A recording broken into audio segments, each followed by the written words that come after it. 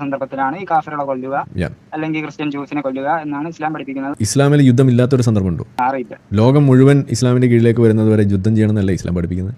അപ്പൊ ഇപ്പൊ ലോകം മുഴുവൻ ഇസ്ലാമിന്റെ കീഴിലായോ? എന്നിട്ട് ഒരു യുദ്ധത്തിന് പോകാത്ത മടിയന്മാരായതുകൊണ്ട് പോട്ടെ, അവർ നല്ല മനുഷ്യന്മാരായി, അവർക്ക് യുദ്ധത്തിലൊന്നും വലിയ താല്പര്യമില്ല, ചൊറിഞ്ഞു പൊട്ടും യുദ്ധത്തിന് പോകുമ്പോൾ, അതുകൊണ്ടാണ് അവർ പോകാത്തെന്ന് വിചാരിക്കുന്നു.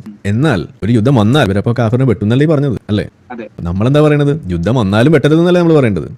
അപ്പൊ ഇവര് പറയുന്നത് അത് യുദ്ധ സന്ദർഭത്തിലാണ്, അതുകൊണ്ടല്ലേ നമ്മളിപ്പോ വെട്ടാത്തേന്നല്ലേ അവർ പറയുന്നത്. ഇപ്പൊ യുദ്ധം ഇല്ലാത്തതുകൊണ്ട് അപ്പൊ യുദ്ധം വന്നാൽ വെട്ടും. അപ്പോൾ അതിൽ വല്ല മേന്മയുണ്ടോ കോണ്ടെക്സ്റ്റ് പറയുന്നതിൽ?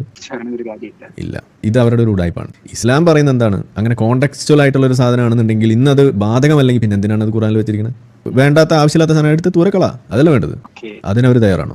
അപ്പോൾ അവർ പറയും പുള്ളി വ്യത്യാസമില്ലാതെ ഇത് സംരക്ഷിക്കും പഠിച്ചോ. എന്തിനു വേണ്ടിയിട്ട്? അടിമയെ വെക്കണം, പൂഷണം എന്നൊക്കെ പറയുന്ന ആയത്തുകൾ ഖുർആനിലുണ്ട്.